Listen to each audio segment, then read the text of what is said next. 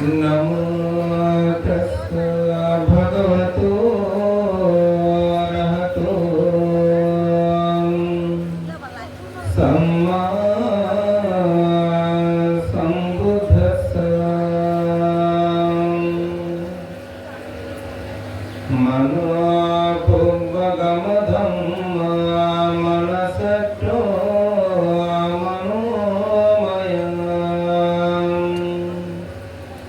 मनसा से पसन्नेन वचति वा करोति वा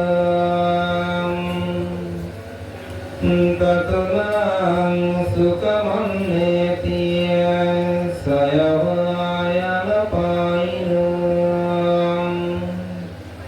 वन्दनं च पदं चित्तं दुरखं धुन्निवारणम्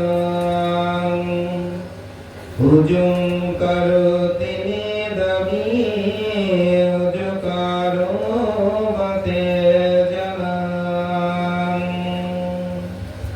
पतव्वाय करजेन सद्गस्सगमनेन सब्बलोकाधिपस्येन सुखभुक्तिफलं वरम् विक्षिप्त चित्तो नैकाग्रो सम्मधम्मन पश्यति अपस्यमानसद्धम्मं दुःखनं परिमुच्यते। एतेन सच्चवज्जेन होतु ते जयमङ्गलं ते।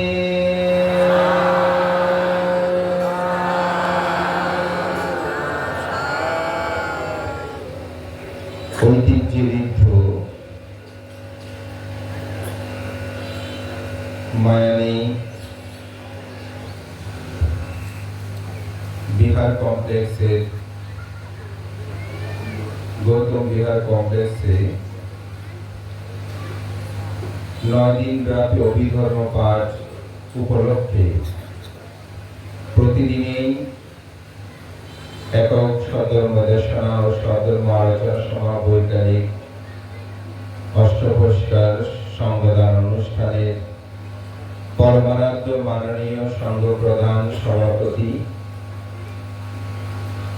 বাংলাদেশের থেরোবাদ পুনঃপ্রতিষ্ঠার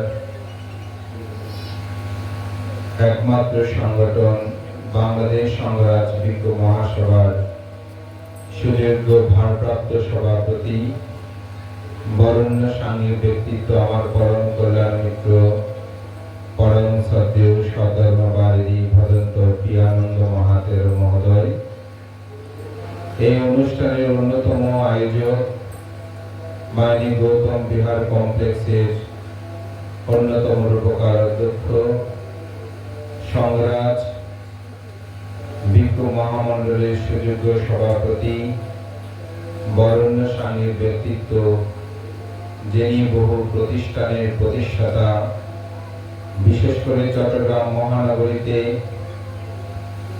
অরিন্দম সার্বজনীন মৈত্রী বিহারের প্রতিষ্ঠাতা পরিচালক অধ্যক্ষ আমার পরম কল্যাণ মিত্র প্রণহিতশী পরম শ্রদ্ধেয় কর্মধূর জিনালঙ্কার মহাতের মহোদয়, অনুষ্ঠানের প্রধান জ্ঞাতি আমার অত্যন্ত পরম হিতৈষী কল্যাণ মিত্র শ্রীমতী জেতবন বিহারের সুযোগ্য অধ্যক্ষ পরম শ্রদ্ধেয় জ্যোতিময় মহাতের মহোদয়, আজকের অনুষ্ঠানের উদ্বোধক আমাদের তরুণ ভিক্ষু সংঘের সম্ভাবনাময়ী ভিক্ষু ব্যক্তিত্ব আমার অত্যন্ত প্রিয় ভাজন জোড়ারগঞ্জ গোলকানন্দ বিহারের অধ্যক্ষ আয়ুষ্মান লোকশ্রী স্তবীর মহোদয়, আজকের অনুষ্ঠানের সঞ্চালক আমার পরম হিতৈষী পরম শ্রদ্ধেয় সুদেশক নেতানন্দ মহস্তবীর মহোদয়, সুদেশক তরুণ ভিক্ষু সংঘের অন্যতম শাসন সম্ভাবনাময়ী ভিক্ষু ব্যক্তিত্ব প্রিয়ভাজন উপানন্দ স্তবী, উপস্থিত আছেন পবিত্র ত্রিপিটক গ্রন্থের বাংলা অনুবাদকে যার অনন্য ভূমিকা রয়েছে, যার হাতে 9টি গ্রন্থ অনুবাদ হয়েছে, প্রিয়ভাজন রাহুল স্তবী, আমাদের পরম শ্রদ্ধেয় সাদানন্দ মহাতের বনভান্তের প্রিয়তম শিষ্য সহ উপস্থিত আমার অত্যন্ত পরম প্রিয়ভাজন সে জোয়ারা বিহারের সদানন্দ বিহারের সুযোগ্য বিহার অধ্যক্ষ ভিক্ষু সহ মাননীয় সঙ্গের প্রতি বিনম্র চিত্তে শ্রদ্ধা অর্ঘ্য বন্দনা নিবেদন করছি। আপনাদের সকলের প্রতি আমি মৈত্রী চিত্তে পূর্ণদান আশীর্বাদ এবং আরেকজন ভিক্ষু এখানে উপস্থিত আছেন, সে প্রজ্ঞাসত্য ভিক্ষু, তাকে আমি পূর্ণদান করছি। আপনাদের সকলের প্রতি মৈত্রী চিত্তে পূর্ণদান ও আশীর্বাদ জ্ঞাপন করছি।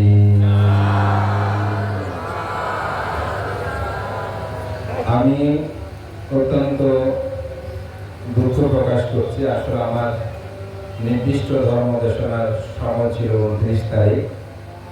আমার সাথে কথা বলে সেটা ঠিক করেছিলাম, কিন্তু আপনারা জানেন ভারতের ভিসা নেওয়াটা অনেক কঠিন।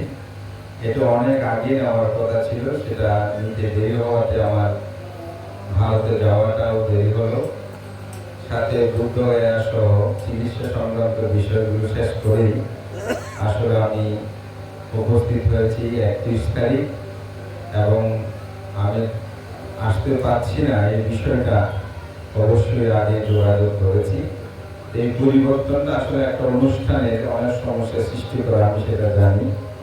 আমার আত্মবিশ্বাসও আছে, বিশেষ করে পরম শ্রদ্ধেয় কর্মরূপী অলঙ্কার ভান্তে আমার একজন পরম নিকষে কল্যাণ মিত্র এবং উপানন্দকে সে বিষয়ে অবহিত করলাম। তো আজকে এসে খুবই প্রীত আনন্দ অনুভব হচ্ছে যে এখানে 9 দিন ব্যাপী অভিধর্ম পাঠ এর মাইনে গৌতম বিহার কমপ্লেক্সে এত মানুষের সমাগম দেখে খুব অবাক হলাম। এবং আমি যখন এসে পৌঁছলাম তখন সম্ভবত 2টা বাজে নাই, কিন্তু অনেক উপাসক উপাসিকা দেখি তারা ধর্ম শ্রবণ করছে।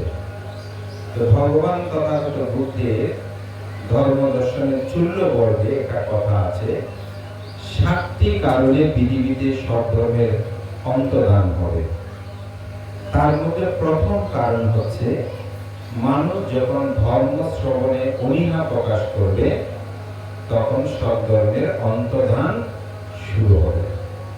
অর্থাৎ এটাই বোঝাতে চাচ্ছি, সেটা হচ্ছে যতদিন আপনি ধর্ম শ্রবণ করতে আপনার মধ্যে আগ্রহ বোধ থাকবে, মনে করবেন ততদিন আপনি ধর্মের প্রতি গাঢ়তা আছে, আপনি ধর্মের গভীরে প্রবেশ করার জন্য চেষ্টা করছেন, ধর্মের অধঃপতন হচ্ছে না।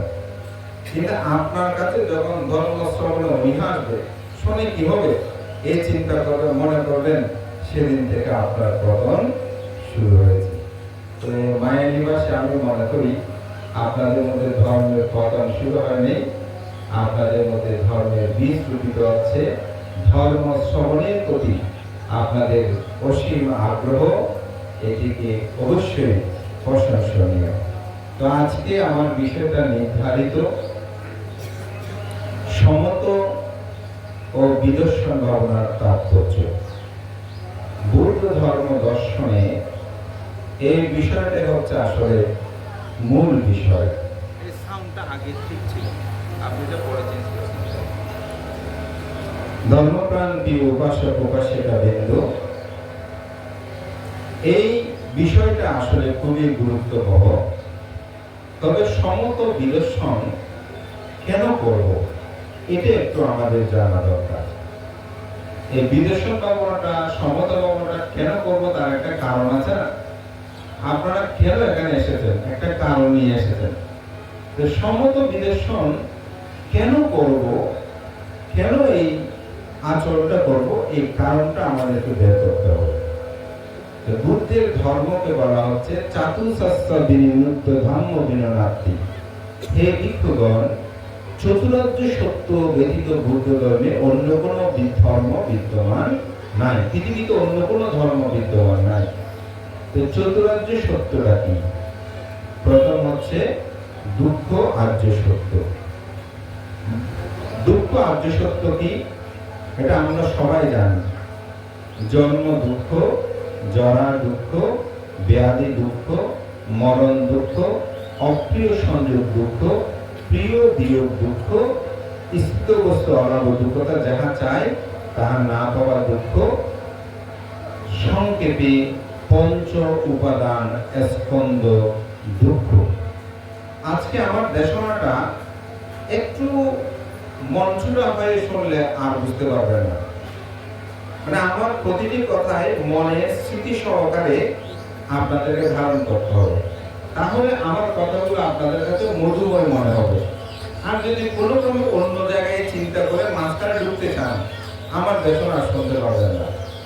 কেন? গল্পগুলো সাধারণত আগা পিছিয়ে শুনে মাঝখানে কি করে তো অনুমান করা যায়। তো আজকের দেশনাটা সেরকম না, সেজন্য আমার প্রতিটি কথায় আপনি একটু মনোযোগ দেবেন। আমি যে বিষয়গুলো বলবো মূলত প্রায় আপনাদের কিছু কিছু ক্ষেত্রে শোনা কথা, আজকে শুধু একটু সংযোগ করে নেবেন, একটা জায়গায় নিয়ে আসবেন, তখন আপনাদের কাছে জিনিসটা ভালো লাগবে। এটা হচ্ছে দুঃখ আর্য সত্য। দুঃখের কারণ, দুঃখের কারণ হচ্ছে তৃষ্ণা, কাম তৃষ্ণা, ভব তৃষ্ণা, বিভব তৃষ্ণা, অথবা এটাকে বলা হয় অবিদ্যা। এই অবিদ্যাকে বলতে অবিদ্যা হচ্ছে সংস্কার, সংস্কার হচ্ছে বিজ্ঞান, বিজ্ঞান হচ্ছে নামরূপ, নামরূপ হচ্ছে সহায়তন, সহায়তন হচ্ছে স্পর্শ, স্পর্শ থেকে বেদনা, বেদনা হচ্ছে তৃষ্ণা, তৃষ্ণা থেকে উপাদান, উপাদান হতে ভব, ভব হতে জন্ম, জরা, ব্যাধি, মৃত্যু। ওই যে প্রথম যে দুঃখ সত্য ওখানে সংযুক্ত, এটা হচ্ছে দুঃখের কারণ। দুঃখ নিরূপ, অবিদ্যা নিরোধ করে সংস্কার নিরোধ করে, সংস্কার নিরোধ হলে বিজ্ঞান নিরোধ হবে, বিজ্ঞান নিরোধ হলে বিজ্ঞান নিরোধে সংস্কার, সংস্কার নিরোধ, সংস্কার নিরোধ হলে বিজ্ঞান নিরোধ হবে, বিজ্ঞান নিরোধ হলে স্পর্শ নিরোধ হবে, স্পর্শ নিরোধ হলে বেদনা নিরোধ হবে, বেদনা নিরোধ হলে সহায়তা নিরোধ হবে, সহায়তা নিরোধ হলে স্পর্শ নিরোধ হবে, স্পর্শ নিরোধ হলে উপাদান নিরোধ হবে, উপাদান নিরোধ হলে ভব নিরোধ হবে, ভব নিরোধ হলে জন্ম নিরোধ হবে, জন্ম যদি নিরোধ হয় জরা, ব্যাধি, মৃত্যু সেগুলোই নিরোধ হবে। তাহলে দুঃখ এটা হচ্ছে নিরোধ। দুঃখ নিরোধের উপায়, দুঃখ নিরোধের উপায় হচ্ছে আর্যষ্টাঙ্গিক মার্গ, যেটাকে বলা হয় সম্যক দৃষ্টি, সম্যক সংকল্প, সম্যক বাক্য, সম্যক কর্মান্তর, সম্যক আজীব, সম্যক ব্যায়াম, সম্যক স্মৃতি, সম্যক সমাধি। এটা হচ্ছে বুদ্ধের ধর্ম। আমি প্রথমে যে বলেছি দুঃখ আর্য সত্যে, প্রথম দুঃখ কি? জন্ম দুঃখ, জরা দুঃখ, ব্যাধি দুঃখ, মরণ দুঃখ। কয়টা? চারটা। অপ্রিয় সংযোগ দুঃখ, প্রিয় বিয়োগ দুঃখ, স্থূল বস্তু অলাভ দুঃখ, অর্থাৎ যাহা চায় তাহা না পাওয়া দুঃখ। কয়টা হয়েছে? সাতটা। এই সাতটাকে বলছে সংকীর্তেনা উপাদান খন্দা দুঃখ। সংক্ষেপে এই পঞ্চ উপাদান হচ্ছে দুঃখ। আমরা কিন্তু অনেকবার ধর্ম দেশনায় আপনাদেরকে জন্ম দুঃখ, জরা দুঃখ এগুলো ব্যাখ্যা প্রায় সময় করেছি, কিন্তু সংক্ষেপে পঞ্চ উপাদান স্কন্ধ দুঃখ এটা কিন্তু ব্যাখ্যা তেমন করা হয় না সাধারণত। আমি এই বিষয়টা নিয়ে একটু আলোচনা করব। সংক্ষেপে পঞ্চ উপাদান স্কন্ধ দুঃখ এটা আসলে কি? এই সাতটাকে বলছে সংক্ষেপে ওই পাঁচটা স্কন্ধের মধ্যে নিয়ে এসেছে। পাঁচটা স্কন্ধ কি? রূপ স্কন্ধ, বেদনা, সংজ্ঞা, সংস্কার, বিজ্ঞান, এটাকে বলা হয় পঞ্চ স্কন্ধ। এটাকে কি বলা হয়? পঞ্চ স্কন্ধ। তাহলে এই পঞ্চ স্কন্ধের মধ্যে এই জগতের সমগ্র দুঃখ নিহিত আছে। নিহিত আছে না? আমরা যে 7টি দুঃখের কথা বলেছি, এখানে কিন্তু জগতে যত দুঃখ আছে এই 7টার মধ্যে সব দুঃখ আছে। জন্ম দুঃখ আছে, জরা দুঃখ আছে, ব্যাধি দুঃখ আছে, নাই আছে, মরণ দুঃখ আছে, সবার কাছে আছে। অপ্রিয় সুন্দর যা পছন্দ করে তাহার দুঃখ আমাদের মধ্যে নাই। প্রিয় বিয়োগ, আপন জন হারিয়ে গেছে, এই দুঃখ আমাদের মধ্যে নাই। তাহলে প্রিয় বিয়োগ দুঃখ আছে। যাহা চায় তাহা না পাওয়ার দুঃখ, তাহলে যাহা চায় তাহা না পাওয়ার দুঃখ আমাদের মধ্যে আছে না? আছে। তাহলে এই 7টা দুঃখ নাই এখানে কেউ আছে? থাকলে একটু হাত তোলেন তো, বান্দা আমার কাছে এই 7টি দুঃখ নাই। পৃথিবীতে এরকম মানুষ আছে, এই দুঃখগুলো নাই যে এমন মানুষ আছে। আমাদের একজন উপাসক মাথা রাখছেন, বলছে না আমাদের নাই। আছে বলছি, উপাসক এখনো মাথা রাখছে যে বলছে না নাই। তবে উনি যদি এটা বুঝে থাকেন, বুঝে বলে থাকেন নাই, তাহলে কিন্তু খুব ভালো। যিনি অরহৎ তার কাছে এই দুঃখ নাই। তাহলে পৃথিবীতে অরহৎ আছে? আছে। তাহলে অরহতের কাছে কিন্তু এই দুঃখগুলো নাই। তাহলে পৃথিবীতে দুঃখ নাই এমন মানুষ আছে। কিন্তু আমরা যারা এখানে আছি, আমাদের সবার কাছে কি আছে? দুঃখ আছে। এই দুঃখ কি বলছে? সংক্ষেপে পঞ্চ উপাদান স্কন্ধ দুঃখ। এই সংক্ষেপে 5টি জায়গায় এই 7টি দুঃখ, মানে পৃথিবীর সব দুঃখ আছে কোথায়? এই 5টি জায়গায়, পঞ্চ স্কন্ধের মধ্যে। এই দুঃখ নিরোধের একটা উপায় আছে না? উপায়টা কি বলেছি? আরিয় আট্টাঙ্গি কোমার্থ সাক্ষানাং বিশুদ্ধিয়া। সত্যদের বিশুদ্ধির জন্য একমাত্র পথ হচ্ছে আর্যাষ্টাঙ্গিক মার্গ। তো আর্যাষ্টাঙ্গিক মার্গ কয়টা? একটা মার্গ, 8টি সমন্বয়। সে 8টি কি কি? সম্যক দৃষ্টি, সম্যক সংকল্প, সম্যক বাক্য, সম্যক কর্মান্ত, সম্যক আজীব, সম্যক ব্যায়াম, সম্যক স্থিতি, সম্যক সমাজ। এখানে আমি কিন্তু এগুলো ব্যাখ্যা দিব না। এগুলো আপনারা যারা বুঝেন তাহলে আমার কথাগুলো ভালো লাগবে, না বুঝলো এই কথাগুলো ব্যাখ্যাতে আমি মূল বিষয়ে যেতে পারবো না, সেজন্য আমি এগুলো ব্যাখ্যা দেব না। এখানে উপায় একটা বলছে সম্যক স্থিতি। কি বলা হচ্ছে? সম্যক স্থিতি। এই সম্যক স্থিতিটা কি? সম্যক স্থিতি হচ্ছে কায়ে কায়ানুদর্শী, চিত্তে চিত্তানুদর্শী, ধর্মে ধর্মানুদর্শী, বেদনা বেদানুদর্শী। এখানে কয়টা পেয়েছি? 4টা। 4ই স্থিতিপ্রস্থান।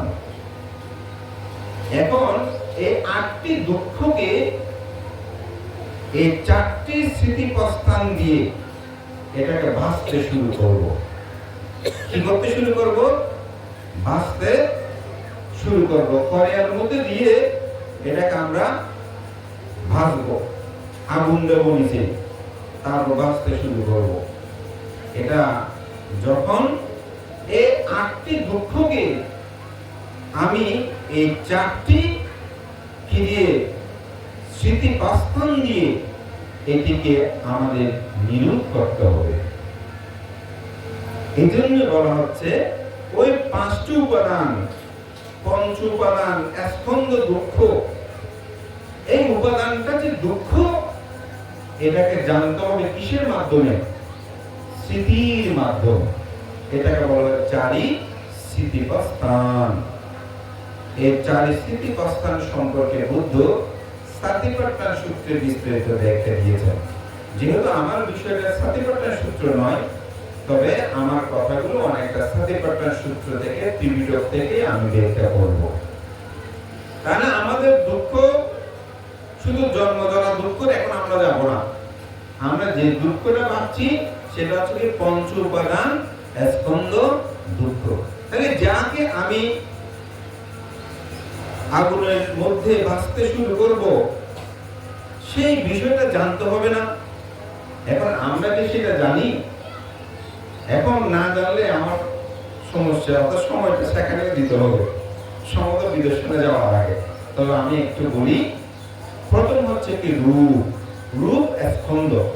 রূপ মানে কি? রূপ মানে হচ্ছে আমার এই দেহ, যেটাকে জড় পদার্থ বলা যায়। এই রূপটা হচ্ছে কি আমার এই দেহ। শুধু কি দেহ? এটা হচ্ছে কি রূপ। এটা হচ্ছে কি রূপ। এটা কি বুদ্ধ প্রতিবিম্ব না, আমরা মতো করে। এটা হচ্ছে কি রূপ। পৃথিবীতে অপদার্থ, পাঠালি ধাতু, অপদার্থ, তেজ ধাতু, বায়ু ধাতু, 4 প্রকারের বস্তু সমূহের সমন্বয়ে যাহা, সেটাকে বলা হয় কি রূপ। সেটাকে বলা হয় কি রূপ। আরেকটি ছোট্ট উদাহরণ দিই। যেমন পানিতে যখন বুদবুদ করে তখন ফেনা হয় না? আমরা ফেনাগুলো দেখি, ঠিক না? এই ফেনাটা যখন আমরা স্পর্শ করি সাথে সাথে সেটা চলে যায়। এই রূপটা হচ্ছে সেরকম, তার নিজস্ব কোনো চলাফেরার ক্ষমতা নাই। যেমন রূপটা কাষ্ঠখণ্ডের মতো। কখনো মানুষ যখন মৃত্যুবরণ করে তখন তার দেহটা কিছু করতে পারে? এটা হচ্ছে কি রূপ। এটা হচ্ছে কি রূপ। বেদনা, সংজ্ঞা, সংস্কার, বিজ্ঞান, আর 4টি এটা হচ্ছে কি স্কন্ধ। তবে এটার ব্যাখ্যাটা আমি এখানে দিতে চাই না, তবে একটু বলি। তাহলে বেদনাটা কি? বেদনাটাকে আমরা বলি অনুভূতি। অনুভূতিটা কিরকম? আমরা অনুভূতি মানি, এটা বেদনাকে আমরা অনেকটা দুঃখ মনে করি না? বেদনা মানে দুঃখ মনে না। আসলে বেদনা হচ্ছে এখানে দুঃখ নয়, বেদনা হচ্ছে এখানে অনুভূতি। সুখ বেদনা, দুঃখ বেদনা, উপেক্ষা বেদনা, এগুলো যখন আমি কায়ানুদর্শীতে, বেদনানুদর্শীতে যাব তখন ব্যাখ্যা করব। এই বেদনাটা হচ্ছে মূলত আমাদের উপলব্ধি করার মতো একটি অনুভূতি করার বিষয়। সংজ্ঞা। সংজ্ঞা মানে যে কোনো বিষয়টাকে এটি জানা, এটিকে অবহিত করা, সংজ্ঞায়িত করা। এটি আলু, এটি বায়ন, এটি অমুক, বেগুন, এরকম করে এটাকে সংজ্ঞায়িত করা। বিজ্ঞান। বিজ্ঞান মানে সেই বিষয়টাকে আবৃত করার মতো। এই বিজ্ঞানকে আমরা যদিও বলি এটি প্রকৃত সত্যকে উদ্ঘাটন করে, কিন্তু এই বিজ্ঞান মানুষকে আচ্ছন্ন করে রাখে, চঞ্চল করে রাখে। এটা আবার আধুনিক বিজ্ঞানের বিজ্ঞান নয়। এটা হচ্ছে আপনার বিজনন, সংজনন অর্থে। এটা আমি দেখে গেলে পরে বলতে পারব। একটা হচ্ছে এই বেদনা, সংজ্ঞা, সংস্কার। সংস্কার এবং সংজ্ঞা এটা অনেকটা কাছাকাছি, তবে পার্থক্য আছে। যেমন কোন একটা বিষয়কে সংজ্ঞায়িত করতে ওই সম্পর্কে আগে থেকে অবহিত করতে হয়, এটা হচ্ছে সংস্কার। অর্থাৎ কোন বিষয়ের যদি সংস্কার না থাকে তাহলে আপনার কাছে সেই বিষয়টা কি এটা সংজ্ঞায়িত করা সহজে যাবে না। সেজন্য হচ্ছে এই 4টিকে বলা হয় যে বেদনা, সংজ্ঞা, সংস্কার, বিজ্ঞান, স্কন্ধ। এই স্কন্ধকে বুদ্ধ ধর্ম দর্শনে বলা যায় সম্যক স্মৃতির মাধ্যমে এগুলোকে জানতে হবে আসলে এগুলো কি। বুদ্ধ এই জন্য সাধেপ্রাণার সূত্রে এটাকে বলা হয়েছে এক আয়াং বিখ্যাবে মাঘ্য সাত্থানাং বিশুদ্ধিয়া। সত্যদের বিশুদ্ধির জন্য একমাত্র পথ হচ্ছে এই সাতিপাঠান। ধর্মপ্রাণ প্রিয় বসবাসীরা বিন্দু, তো ভাজার জন্য কড়াইয়া, আগুন, বিভিন্ন কিছু প্রয়োজন নাই, প্রয়োজন আছে। সেই প্রয়োজনটা কিরকম? আপনাকে সুখ আসনে অথবা পদ্ম আসনে আপনাকে বসতে হবে। বসে বাম হাতের উপর ডান হাত রাখতে হবে তালুতে। এরপরে আপনাকে মেরুদণ্ড সোজা করে, অনেকটা 90 ডিগ্রি বলা হয়, সেভাবে সোজা করে মাথা উঁচু করে আপনাকে বসতে হবে। তো ভাজার জন্য প্রস্তুতি নেওয়া, বসে আপনার চোখ বন্ধ করতে হবে, মুখ বন্ধ করতে হবে। বন্ধ করে আপনার দেহকে পরিদর্শন করতে হবে। কিভাবে পরিদর্শন করতে হবে? এটাকে বলা হয় কায়ানুদর্শী দেখারাতি, অর্থাৎ কায়কে দর্শন করতে হবে। তো কায়কে দর্শন করতে হবে, প্রথমে যখন আপনার নিজের দেহের প্রতি দৃষ্টি নিবিষ্ট করবেন, তখন দেখবেন আপনার নাক দিয়ে প্রতিনিয়ত শ্বাস প্রবেশ করছে এবং বের করছে। নাগের ডগায় আপনার চিত্তকে নিবিষ্ট করে সেটা নিয়ে পর্যালোচনা, অর্থাৎ সেটাকে অবলম্বন করে আপনাকে স্মৃতি সহকারে কায়ানুদর্শী হতে হবে। যখন শ্বাস গ্রহণ করি তখন জানতে হবে আমি শ্বাস গ্রহণ করছি, যখন ত্যাগ করছি তখন জানতে হবে আমি শ্বাস ত্যাগ করছি। এটাই হচ্ছে ভাবনা। এটাই হচ্ছে কি? ভাবনা। কোন ভাবনা? বিভাজনটা আমরা পড়ে যাব। এটা হচ্ছে কি? ভাবনা। ওই যে বসেছে আমি, এখন আমি কাকে অবলম্বন করছি? আমাকে যে দুঃখ দেয়, কে দুঃখ দেয়? রূপ স্কন্দ আমাকে দুঃখ দেয়। কে দুঃখ দেয়? রূপ স্কন্দ আমাকে দুঃখ দেয়। তো যে আমাকে দুঃখ দেয় সেই শত্রুকে আমি চিনে রাখবো না? আমরা সবাই বলি যে অমুক আমার শত্রু, ওকে কিন্তু চিনে রাখা দরকার, এরকম আমরা বলি না? শত্রুকে আমরা চিনে রাখি না? তো আমি সেজন্য স্কন্দের কথা বলেছি যে আপনাদেরকে একটু শত্রু চেনার জন্য। তাহলে আমরা নিজেদের একটা শত্রুকে চিনেছি, সেটা হচ্ছে কি? আমার এই দেহ। দেহটা শত্রু কিনা বলেন তো? শত্রু কেমন করে বললেন? যদি শত্রু হয় এটাকে এত সুন্দর করে রাখি কেন? রাখার জন্য চেষ্টা করি কেন? হ্যাঁ, ঠিক না? এই দেহের চুল বলেন, অঙ্গ প্রত্যঙ্গ, এগুলো কি রাখার জন্য কত ধরনের, কত প্রসাধনের দ্রব্য ব্যবহার করছি না? এটা কেমন করে শত্রু হবে? হবে। এখন যারা এখানে বসে আছেন সবার কাছে এটা একটা শত্রু। যেমন বসতে বসতে ব্যথা দিচ্ছে না, তাহলে দেহটা আছে বলে তো ব্যথা, রূপটা আর নাই তো ব্যথা দিত না। তাহলে এই রূপ আমাকে কি দেয়? দুঃখ দেয়। সুতরাং যিনি আমাকে দুঃখ দেয় তাকে একটু দেখতে হবে না? কেমন করে দেখতে হবে? চোখ দিয়ে তাকিয়ে থাকা না, এই দেখাটা চোখ বন্ধ করে দেখা। অবাক না?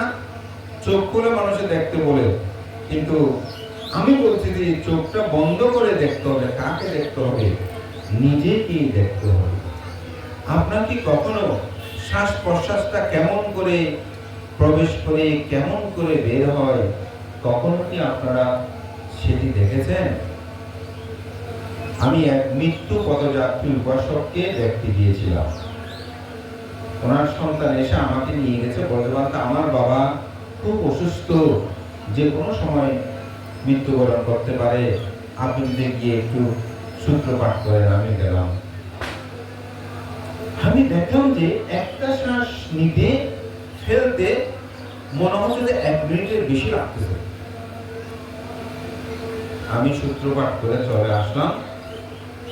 আমি ভাবতেছি, একটি শ্বাস নিতে ফেলতে ওনার কত কষ্ট হচ্ছে।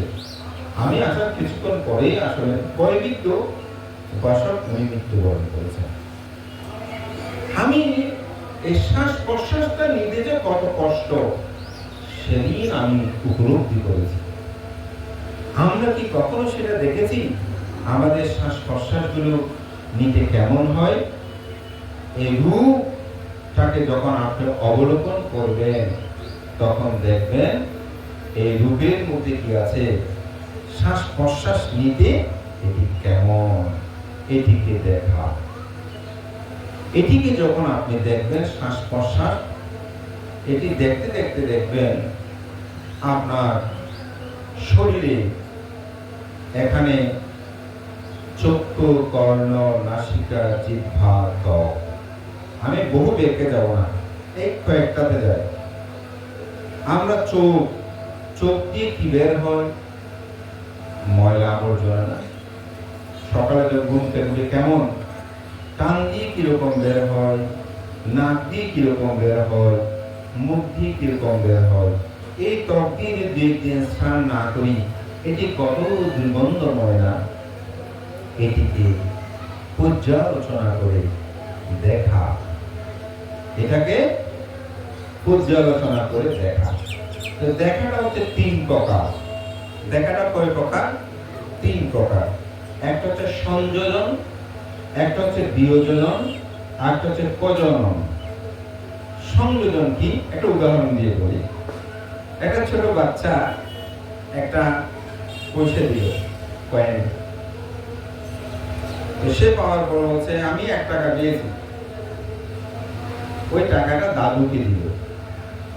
তো দাদু টাকাটা দেখে বলছে, ওই টাকার আগে খুব মূল্য ছিল, এখন এই টাকার মূল্য নাই, এটা মূল্য কমে গেছে, এটা দিয়ে এটা সেটা কেনা যায়, খাওয়া যায়, এটা জমায় রাখলে এরকম হয়। তখন একজন পদার্থ বিজ্ঞানীকে ওই টাকাটা দিল, ওই পয়সাটা দিল। পদার্থ বিজ্ঞানী ভাবছে এটি কোন ধাতব দ্রব্য, এটা দিয়ে কি তৈরি করা হয়েছে, এটা মূল্য কত, এটা কি রকম ভাবে তৈরি হয়েছে, এটা এখানে কি কি পদার্থ আছে, এটার গুণ বৈশিষ্ট্যটা কি, এটা কেন কিভাবে তৈরি হয়েছে, কিভাবে এটা তৈরি করা যায়, এই সমগ্র বিষয় তিনি দেখেছেন। এই সংযোজন হচ্ছে কি?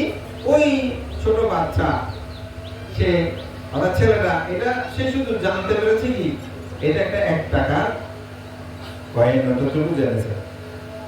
আর বিজনন মানে ওই দাদু জেনেছে যে এটা আগে মূল্য ছিল, এখন মূল্য কম, এটা দিয়ে এটা সেটা ক্রয় করা যায়, এটা সেটা দিয়ে এটা ব্যবহার করা যায়, এটা হচ্ছে বিজনন। আর প্রজনন হচ্ছে কি? ওই যে বিজ্ঞানী, পদার্থ বিজ্ঞানী, সেটাকে দেখে শুনে গবেষণা করে এটা কি দিয়ে তৈরি করেছে, কেমন করে তৈরি করেছে, এই বিষয়টাকে জানা। তো আমার দেহটাকেও আমরা প্রথমে দেখি কি? দেখি সংযোজন। দেখার সাথে মানুষটা খুব সুন্দর, কি বলি? মানুষটা খুব সুন্দর, মানুষের চুল সুন্দর, চোখ সুন্দর, নাক সুন্দর, চর্ম সুন্দর, এরকম সুন্দর বলে প্রশংসা করি না? তাহলে এটা কোন দেখা? এটা হচ্ছে সংযোজন ভাবে দেখা। কেন সংযোজন বলছি? সংযোজন, এটা চিত্তের সাথে লোভ, দেশ, মোহ এগুলো যুক্ত হচ্ছে, যে এটা কি হচ্ছে? যে যুক্ত হচ্ছে। বিজনন, সেটা হচ্ছে কি? বিজনন হচ্ছে আমার দেহ এটি ক্ষয়শীল, আগে সুন্দর ছিলাম, এখন সুন্দর নাই। ওই যে বিদ্যুৎ গুলো চিন্তা করতেছে পয়সাটা আগে দামি ছিল, এখন দাম নাই। আমি কথাগুলো যতটুকু পারি আমি সহজ করে বলতে যাচ্ছি। এখন বৃদ্ধ লোকটা বৃদ্ধ যেমন চিন্তা আগে দাম ছিল, এখন দাম নাই, ঠিক না? আগে আমি অনেক সুন্দর ছিলাম, এখন সুন্দর নাই। তাহলে কিছুটা হলেও এখানে জ্ঞান উৎপন্ন হয়েছে, বিজনন। এখনো আমরা কিছু জিনিস জেনেছি, কিন্তু এই জানাটাও কিন্তু একেবারে কি খাঁটি নয়। তখন না একটু খাওয়া দাওয়া করলো, বোধহয় আবার একটু ভালো হবে, এরকম চিন্তা করতেছে না? এটা সেটা কেনা যাবে, যেমন ভাবছে এটা দিয়ে কিছু একটা করা যাবে, এই চিন্তাটা আমার মধ্যে কি হচ্ছে? উৎপন্ন হচ্ছে। এটা হচ্ছে বিজনন। প্রজনন কি? এটা কোথায় থেকে উৎপন্ন হয়েছে, কি ধাতব পদার্থ আছে, এটার মূল্য কেমন? একজন বিজ্ঞানী, পদার্থ বিজ্ঞানী সেটা ভেবেছে না? ঠিক একজন সাধক তিনি সেটা ভাবতে থাকেন। ওই যে ধ্যানে বসে তিনি প্রকৃষ্ট রূপে দেখতে থাকেন আমার এই দেহ, যে চোখ এটি অনিত্য। এই চোখ দুঃখ, যাহা অনিত্য তাহা দুঃখ, যাহা দুঃখ তাহা অনাত্মা।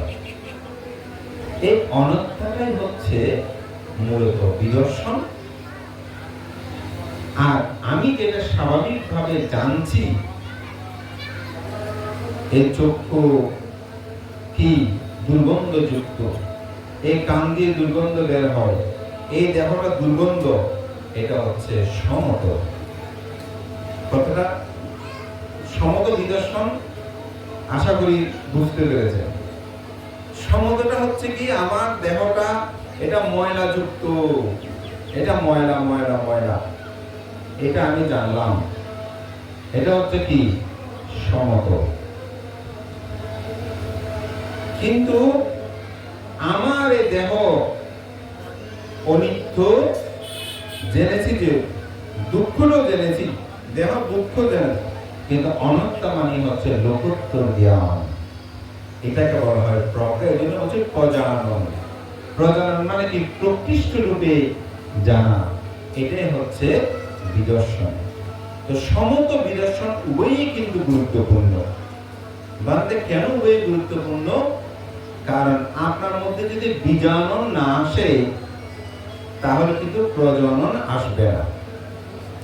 আপনারা যে সবাই এখানে এসেছেন, আপনারা অনিত্য দুঃখ অনাত্মাকে একটু বুঝেন নাই, না বুঝলে তো ধর্ম শ্রবণ করতে আসতেন না। কিন্তু এই বুঝাটা হচ্ছে ক্ষণস্থায়ী, বেশিক্ষণ থাকে না। এটা একটু ব্যতিক্রম হলে সেটা কি চলে যায়। একটু গল্প বলি, গল্প শুনতে আপনার বেশি আগ্রহী। আমাদের মহাকারণিক তথাগত বুদ্ধ তার বুদ্ধি সংজ্ঞার পারণিক পূর্ণকালে তিনি একবার সমত ভাবনা করতে করতে তিনি বহুবিধ ঋদ্ধি লাভ করেছিলেন। এমন ঋদ্ধি লাভ করেছে, তিনি আকাশ মার্গে উঠতে পারতেন। একদিন এক রাজা, তিনি বনে বিচরণ করতে গিয়ে, বিভিন্নভাবে ঘুরতে গিয়ে, ইতিমধ্যে ঋষি সেও অম্র, তখনকার দিনে বলা হচ্ছে মানে কিছু প্রয়োজনীয় জিনিস নেওয়ার জন্য তিনি লোকালয়ে এসেছেন। রাজার সাথে দেখা হলো। রাজা তার সেগুলো যখনই প্রদান করলো, সে উড়ে চলে গেছে। স্বাভাবিক শ্রদ্ধা উৎপন্ন হয়ে গেছে। আমরা যদি এখানে কোনো বানতে কোনো কেউ যদি আপনাদের সামনে আকাশ উড়ে কেমন করে শ্রদ্ধা করবেন বলেন তো? অনেক শ্রদ্ধা করবেন, এইভাবে তিনিও শ্রদ্ধান্বিত হবেন। তো শ্রদ্ধান্বিত হয়ে তিনি বলছেন, আপনি এত বন জঙ্গলে কষ্ট করে পিণ্ড চারণ করবেন কেন? আমি অমুক রাজা, আমি আপনাকে ফান করছি, আপনি প্রতিদিন এসে আমার ফান আমার থেকে অন্ন নিয়ে যাবেন। তো তিনি ফান গ্রহণ করলেন। তা আমাদের বুদ্ধি সত্য, তিনি প্রতিদিন ওই রাজপ্রাসাদের ৭ম তলায় একটা জানালাটা খুলে দিত, তিনি ঋদ্ধি দিয়ে উড়ে সেখানে আসত। উড়ে এসে তিনি পিণ্ড গ্রহণ করে তারপর চলে যেত। এখন একদিন রাজা, তিনি অন্যত্রে গেছেন।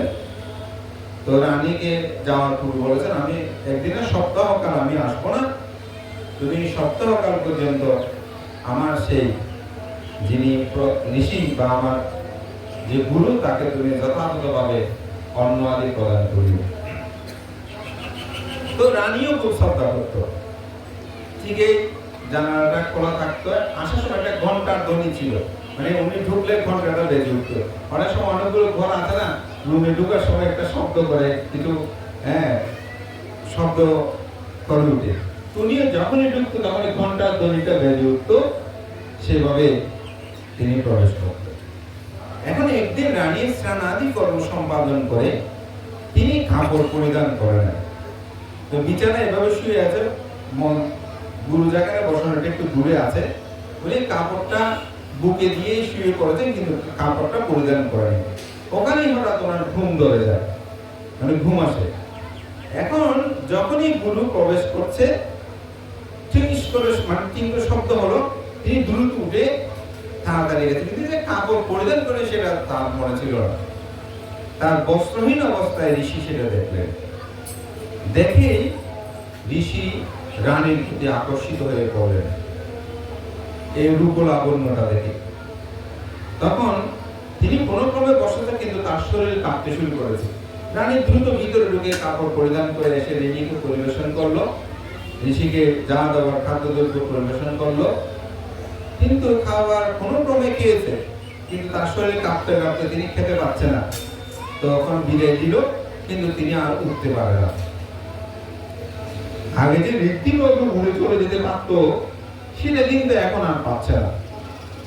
তখন রানী অন্যান্যদের খবর দিয়ে ও সিঁড়ি দিয়ে হেঁটে পাঠিয়ে দিল। তো তিনি একটি কোঠরের মধ্যে, গাছের কোঠরের মধ্যে থাকতো। তিনি কিন্তু খুব শীলবান, ধ্যান ও সমত ভাবনার মাধ্যমে এটা তার প্রাপ্তি। তো রাজা 7 দিন পরে আসলো।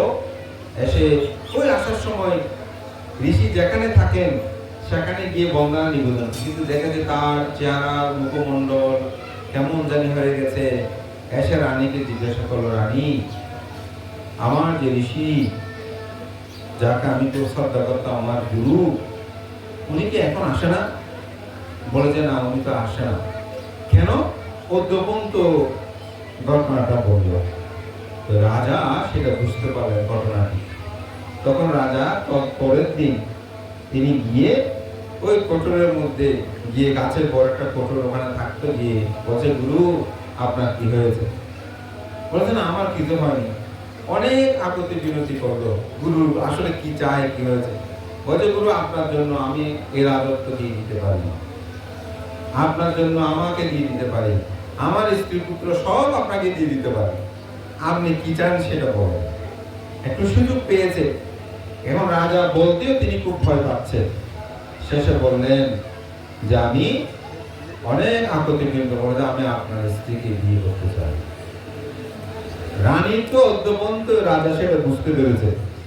বলে ঠিক আছে, এটা একটা কথা বললেন, আপনাকে আমি এত শ্রদ্ধা করি, আমার রানী সমর্পণ করার কোনো ব্যাপার না। আসলো, রানীকে দিয়ে দিল। এখন রানী ঠিক যেহেতু রানীকে দিয়ে দিয়েছে ঋষির সাথে, তিনি ঋষিত্ব জীবন ত্যাগ করে তাকে নিয়ে সংসারে আমার জন্য গেল। তো বলে, আমি তো আপনার মতন এই কোটরেতে থাকতে, গাছের কোটরে থাকতে পারবো না। আমি রানী আরামে এসেছিলাম, আমি রাজার কাছে, রাজা তো আপনাকে খুব শ্রদ্ধা করে রাজাকে বলেন যে আপনাকে একটা প্রাসাদ দিতে। তো রাজার কাছে গেল, রাজাকে গিয়ে বললো, রাজন, ও আপনি কেন এসেছেন? আগে আসলে তো উঠে দাঁড়াতো, সম্মান করতো। এখন রাজা একেবারে চেয়ারে বসা, সে অবস্থায় জিজ্ঞাসা করতে যে আপনি কি চান? বলে যে এখন আমি তো রানীকে নিয়ে কোথায় থাকবো, আমার তো থাকার কোনো জায়গা নেই, আমাকে একটু থাকার জন্য কোনো একটা জায়গা নেই। বলে যে পুরাতন একটা বস্তিশালা আছে, ওখানে তো এখন আর বস্তি থাকে না, আপনি ওটা পরিষ্কার পরিচ্ছন্ন করে গিয়ে থাকতে পারবেন। আচ্ছা, সেখানে গেল।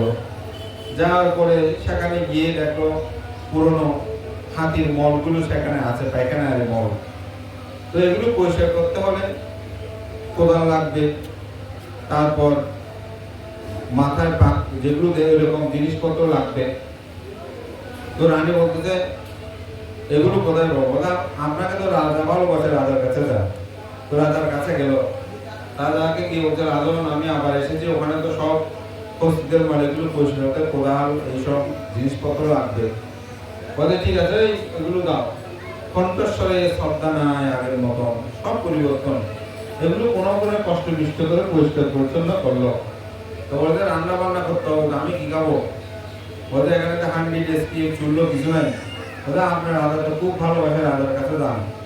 আবার রাজার কাছে গেল, রাজা গিয়ে বললো, রাজন আমার তো এসে নাই। বলছে ঠিক আছে, এই এগুলো দাও। ওনার জ্বালায় থাকতে পারছে না, ওই কোনো কিছু দিলে যেমন জ্ঞান জ্ঞান করে এই ধরনের বিভিন্ন কিছু তুচ্ছ তাচ্ছল্য করছে। আচ্ছা, এগুলো নিয়ে আসছে। আসার পর বলতে চাল ডাল এগুলো কই? বলতে রাজা তো আপনাকে খুব ভালোবাসে, রাজার কাছে যান। তখন রাজার কাছে গেল, রাজা অনেকক্ষণ বকাঝকা করলো কিছু, হে জ্বালায় থাকতে পারছে, সারাদিন আমাকে বিরক্ত করছে, ওনার জ্বালায় তো টাকা খুব কঠিন হয়ে গেছে। আচ্ছা দাও দাও, যা আছে রাজপ্রাসাদ থেকে কিছু দিয়ে দাও। এরকম করে কিছু দিল, গিয়ে নিয়ে গেল, বলে রান্না করো। রানী বললো যে আমি তো জীবনে এগুলো রান্না করি নাই, আমি কিভাবে বলবো। তো শেষে ঋষিও তো জীবনে রান্না করে, আমাদেরকে আমরা রান্না করতে বলে পারবো, স্বাভাবিক। তো এখন রান্না বান্নার দায়িত্ব দিলে রান্না বান্না করছে, অনেক কষ্ট করে করলো। করার পরে যখন খেতে দিল, ভাতগুলো সেরকম যখন খেতে দিয়েছে, মুখে নিতে রানী কি করে জোরে সরে পা দিয়ে একটা লাথি মেরে এমন ভাবে দিল, ঋষির মুখে এসে ভাতটা সব পড়লো। বলে যে এগুলো রান্না করে দেন, এগুলো খাবার মতন আছে। তো ঋষি খুব হতভম্ব হয়ে গেল, আজকে সারাদিন এত পরিশ্রম করলাম, এত কষ্ট করে ওনাকে খাওয়ালাম, দিলাম, সে তার পা দিয়ে লাথি মেরে জিনিসগুলো আমার মুখে নিক্ষেপ করলো। ওই রকম সংসার তো আমি চাই না। তো রানীকে বলছে, রানী আমাকে ক্ষমা করবেন, আপনার সাথে আমি সংসার করতে, সংসার আমি চাই না। তো রাজার কাছে নিয়ে দিয়ে তিনি কোটের মধ্যে যখনই ধ্যানস্থ হলেন, সাথে সাথেই তার পূর্বে বৃদ্ধি সেটি তিনি লাভ করলেন এবং তিনি আগের মতন উঠতে শুরু করলেন। তখন রাজা আবার এসে তাকে বন্দনা করে বললেন, রাজা গুরু, আপনি আগের মতন আমার প্রাসাদে আপনি যাবেন, আপনাকে যথার্থ খাদ্য প্রদান করবো। বললেন, আমি আর এই লোকালয়ে থাকতে চাই না। তখন তিনি চলে গেলেন। যে গুরুসত্য যা থেকে আপনারা পাবেন, অর্থাৎ সমত ভাবনার মাধ্যমে যা প্রাপ্ত হয় সেগুলো হচ্ছে ক্ষণস্থায়ী, এটা উঠানামা করে। যেমন অপরের চিত্ত সম্পর্কে জানা, এটা আমরা যেটা বলি যে পরচিত্ত বিবরণ, আপনার চিত্তে কি ঘটছে, এটা যে কোনো ব্যক্তি সমত ভাবনা করলে সেটা তিনি লাভ করেন। সমত ভাবনা দেহ দিয়ে বলছি, সমত ভাবনা আরো সহজে বোঝা যায়। যেমন আপনারা ভাবনা করেন, অনেকে ভাবনা করে যে ওটা জানে না। যদি প্রশ্ন করে ভাবনা করেন, না মানতে ভাবনা তো কোনোদিন করে নেই। আসলে আপনারা যখন ইতিবিস্তু ভাগবা আড়াহাং সম্মা সম্বুদ্ধ বিদ্যাচারণা সম্পন্ন সুগাত লোকবিদু অনুত্তর পুলিশ ধম্ম সারথি সত্তা দেব মনুষ্যানাং বুদ্ধ ভগবাইতি বলেন, এটা হচ্ছে সমত ভাবনা। এটা কোন ভাবনা? সমত ভাবনা। সাক্ষাৎ সুপটিপন্ন, এগুলো বুদ্ধানুস্মৃতি, ধাম্মানুস্মৃতি, সাংঘানুস্মৃতি। মরণে ভবিষ্যতি আমরা বলি না মরণস্মৃতি, এটা মরণানুস্মৃতি। আমার দেহ কায় পচা দুর্গন্ধ বলি না, তাহলে ওই যে আমি বুঝিয়েছি আপনাদেরকে, দুর্গন্ধ জানাটাই হচ্ছে কি সমত, এটাই হচ্ছে কি সমত। এটা হচ্ছে কায়ে কায়ানুদর্শী। এখানে 32 প্রকার অসুচি পদার্থের যে আছে, এগুলো নিয়ে যখন আপনি স্মৃতি করবেন, তখন সেটা হবে সমত ভাবনা। এটাকে বলা হয় কায়ে কায়ানুদর্শী, অর্থাৎ নিজের দেহকে দেখা, এটিকে অবলোকন করা, এটিকে অনুধাবন করা। এটার নিদর্শন কি? আমার চোখ আগে খুব ভালো দেখতাম, এখন ভালো দেখি না, এটি অনিত্য। যাহা অনিত্য তাহা অনাত্মা, যাহা অনাত্মা তাহা আমার নয়, তাহা কি আমার নয়। এই যে জ্ঞানটা উৎপন্ন হওয়া, এটাই হচ্ছে নিদর্শন। তাহলে আমার যে রূপস্কন্ধ দুঃখ বলেছি, এই রূপস্কন্ধকে যদি আমার নয় বলে জানি, তাহলে কি এই রূপের দ্বারা আমার মধ্যে দুঃখ উৎপন্ন হবে? হবে হবে না, আমার দুঃখ উৎপন্ন হবে না। এই রূপ সুন্দর হোক, সাদা হোক, কালো হোক, এটা নিয়ে আর আমাদের কোনো দ্বন্দ্ব থাকবে? কারণ এই রূপটা তো অনিত্য। আপনাদের অনেকের দুঃখ আছে না, মানে আগে অনেক সুন্দর ছিল, এখন আগের মতো সুন্দর না, না? তাহলে এটা কিসের দুঃখ? রূপ স্কন্ধের দুঃখ।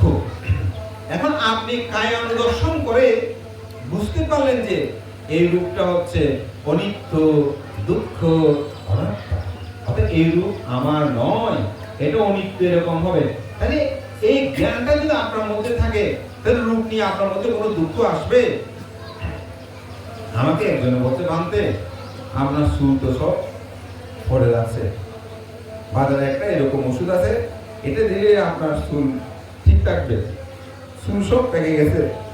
আমি বললাম যে আমি তো করতে দিতে চুল নেড়া করি, মাথা চুল থাকলো কি না থাকলো কি, তাহলে দেখেন আমার কাছে চুল না থাকার দুঃখ আছে নাই? আপনাদের মধ্যে অনেকে সেটা আছে, আছে না? চুলের এই যে এক একটা যে বিউটি পার্লারে আপনার যে চুলের জন্য যে টাকা খরচ করে, অবাক করার মতো না, অবাক করার মতন অনেক টাকা খরচ করে, কিন্তু এই চুল কি থাকে? থাকে না। তাহলে দেহ নিয়ে যে স্কন্ধ রূপ স্কন্ধের দুঃখ, সংকল্পে রূপ স্কন্ধের দুঃখ বলেছি না?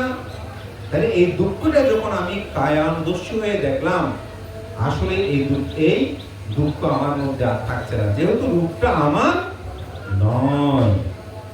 বেদনানুদর্শী। বেদনানুদর্শী কি? বেদনানুদর্শী হচ্ছে ওই যে পঞ্চস্কন্ধ রূপ স্কন্ধ রূপ, তারপর দ্বিতীয়টা কি? বেদনা। তাহলে বেদনা আমাদেরকে কি দেয়? দুঃখ দেয়। বেদনা আমাদেরকে দুঃখ দেয় না? বেদনা স্কন্ধ কি করে? দুঃখ দেয়। তাহলে বেদনা স্কন্ধকে দেখতে হলে কি করতে হবে? ওই যে বসা, ঠিক আগের মতো বসতে হবে, বসে বেদনা বেদানুদর্শী হতে হবে। বেদনা কয় প্রকার? বেদনা সাধারণত 3 প্রকার: সুখ বেদনা, দুঃখ বেদনা, উপেক্ষা বেদনা। সুখ বেদনা কি? সুখ বেদনা হচ্ছে লোভ। সুখ বেদনা কি? লোভ। দুঃখ বেদনা দেশ। দুঃখ বেদনা কি? দেশ। উপেক্ষা বেদনা মোহ। এগুলো কিছু বিষয় একটু ধারণা থাকলে আপনাদের কাছে আমি শুধু সংযোগ করে দেবো, যে তখন আপনাদের কাছে ভালো লাগবে। হ্যাঁ, এখানে গল্প বলার চেষ্টা ছিল, তবু একটু বলি যে অনেকে একটু না শুনলে মনটাকে এক জায়গায় আনতে পারবে না, আর নাই তো মূল বিষয়টা আমি বলে দিতে পারি, কিন্তু একটু বলছি। তাহলে দেখেন কিরকম, কোথায়? তাহলে সুখটা লোভ কেন বলছি? মানতে সুখটা লোভ না। যেমন আপনি একটা পুত্র সন্তান চান বা কন্যা সন্তান চান, এটা কিসের কারণে চাচ্ছেন? অবশ্যই এখানে লোভ আছে। তাহলে লোভটা যখন আছে সেখানে দুঃখ উৎপন্ন হয়েছে। লোভ থাকলে তো দুঃখ উৎপন্ন হবে। যখন একটা সন্তান জন্মগ্রহণ করলো, আপনি খুশি হলেন, ও আমি সন্তান লাভ করেছি, সুখ। কি লাভ করেছেন? সুখ লাভ করেছেন। ওই লোভের কারণে প্রাপ্তিটা কি লাভ হয়েছে? সুখ লাভ হয়েছে। কিন্তু এই সন্তান যদি অবাধ্য হয়, কুলঙ্গার হয়, তখন দুঃখ উৎপন্ন হবে না? তাহলে সুখটা কি হলো? লোভ যে, সেজন্য দুঃখ উৎপন্ন হয়েছে। আচ্ছা, সেটাও হলো না, ছেলেটা খুব ভালো, ট্যালেন্ট, আপনার সুনাম সুযোগ সুখে আছে, চারিদিকে ছড়িয়ে পড়লো, কিন্তু এই ছেলেকে ছেড়ে যখন আপনাকে মরে যেতে হবে, আমার এরকম সোনার টুকরো ছেলে আর ছেড়ে আমাকে মরে যেতে হচ্ছে, তাহলে সেটাও দুঃখ না? দেখেন, এটা হচ্ছে, সেজন্য বলছে সুখ ও বেদনা। তাহলে সুখটা দুঃখ কোথায় আমরা কি দেখছি? অবশ্যই সেটা দেখছি। তাহলে দুঃখ বেদনা। দুঃখ বেদনা মানে দেশ। দেশ।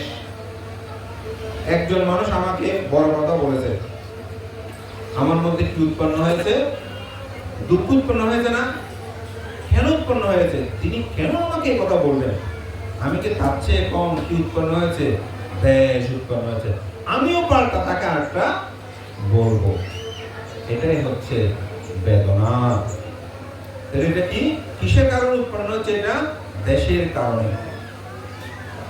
তারপর হচ্ছে সুখ নয়, দুঃখ নয়, এটা হচ্ছে মোহ। সুখ নয়, দুঃখ নয়। কিরকম? আমরা অনেক সময় বলি, কেমন আছে বান্ধে, ভালো মন্দ কেমন আছে নিজেও বুঝতে পারতেছি না, এরকম আমরা অনেক সময় বলি না? আমারও মাঝে মধ্যে এরকম হয়। একদিন বসে আছি, কেন জানি খারাপ লাগতেছে, কেন খারাপ লাগতেছে আমি নিজেও বুঝতেছি না, কিন্তু বলতেছে খারাপ লাগতেছে খারাপ লাগতেছে। অনেকে বলো যে একটু পানি পান করি, তা একটু পানি নিয়ে পান করার পর আমি ভালো মানে সুস্থ লাগতেছে। দেখেন আমার কি করছে আমি জানি না, না জানাটা হচ্ছে কি মোহ, না জানাটা হচ্ছে কি মোহ। এই মোহের কারণে আমরা প্রকৃত সত্যটা বুঝি না, তখন সুখ কি দুঃখ কি আমরা জানি না। এটাকে প্রকৃষ্ট রূপে দেখাটাই হচ্ছে বেদনা বেদানুদর্শী। যখন সুখ উৎপন্ন হবে তখন সুখ বলে জানবো, দুঃখ উৎপন্ন হলে দুঃখ বলে জানবো, বেদনা উপেক্ষা উৎপন্ন হলে উপেক্ষা বলে স্মৃতি সহকারে সেটা জানবো। সুখ উৎপন্ন হয়েছে, ধ্যানে বসেছেন, সুখ লাগছে, আপনাকে কি বলতে হবে? সুখ লাগছে সুখ লাগছে সুখ লাগছে, ওটাকে জানছি। ব্যথা উৎপন্ন হয়েছে, ব্যথা উৎপন্ন হয়েছে, এটাকে ব্যথা বলে জানছি, ও বেদনানুদর্শী। কথাটা শেষে বলবো, একটা কথা বলতে চাইছি, একটু শেষে বলে ভালো লাগবে। তাহলে জানছি দুঃখ ব্যথা না বেদনা, কিন্তু দুঃখটা কি বেদনানুদর্শী। তখন ব্যথা বলে আমরা স্মৃতি করি না, তাহলে ব্যথা বেদনা বলে সেটা আমরা জানছি, বেদনা বেদনানুদর্শী। ধ্যানে অনেকে বসে কেমন লাগছে আমি নিজেও জানি না, তখন কিরকম ধ্যান করে কেমন লাগছে জানি না জানি না জানি না। দেখেন বুঝে ধর্মরা সেটাকে সেভাবেই জানা, এটাকে হচ্ছে বেদনা বেদানুদর্শী। দুটো গিয়েছে, একটা চিত্তে চিত্তানুদর্শী। চিত্তে চিত্তানুদর্শী কেন? আমরা 5টি স্কন্ধ পড়েছি না, তাহলে আমাদের রূপ স্কন্ধ গিয়েছে, বেদনা স্কন্ধ অর্থাৎ বেদনা স্কন্ধ গিয়েছে। এই চিত্তানুদর্শীটা হচ্ছে বিজ্ঞান স্কন্ধ। চিত্তানুদর্শীটা হচ্ছে কি বিজ্ঞান স্কন্ধ। নাম, মন, চিত্ত, বিজ্ঞান, অন্তঃকরণ, হৃদয়, এগুলো হচ্ছে বুদ্ধ দর্শনে একাত্মবোধক শব্দ। অর্থাৎ সূর্যকে যেমন অনেকে আদিত্য বলে, রবি বলে না, একাত্মবোধক শব্দ। ঠিক এই বিজ্ঞান, নাম, হৃদয়, হার্ট, অন্তঃকরণ, চিত্ত, এগুলো হচ্ছে একাত্মবোধক শব্দ। কিসের? ওই বিজ্ঞান। চিত্তে চিত্তানুদর্শী মানে বিজ্ঞানকে অবলম্বন করে, বিজ্ঞান স্কন্ধকে অবলম্বন করে এটাকে পর্যালোচনা করে দেখা। এটা হচ্ছে কুশল চিত্ত, অকুশল চিত্ত, সমাহিত চিত্ত, অসমাহিত চিত্ত। চিত্তের মধ্যে কুশল উৎপন্ন হলে কুশল ভাবে জানা, অকুশল উৎপন্ন হলে অকুশলকে জানা, সমাহিত হলে চিত্তকে সমাহিত ভাবে জানা, অসমাহিত হলে চিত্ত অসমাহিত হয়ে জানা। আপনার চিত্তের মধ্যে যখন যেটা উৎপন্ন হচ্ছে সেটাকে সেভাবে জানাটাই হচ্ছে চিত্তে চিত্তানুদর্শী বিহার। অর্থাৎ সেটাকে সেভাবে জানা। যেমন আপনার চিত্ত উৎপন্ন হয়েছে, কি উৎপন্ন হয়েছে? কুশল, আমি এই কাজটি করব। বুদ্ধ বলছেন সেটি করব, সেভাবে তুমি জানো। সে কুশল উৎপন্ন হয়েছে, সেটাকে কুশল হিসেবে জানো। অকুশল উৎপন্ন হয়েছে, কুশল কি? যেমন আমি ধর্ম শ্রবণ করব, আপনি ধর্ম শ্রবণ করলে ধর্ম শ্রবণ করবো সেটাকে জানা।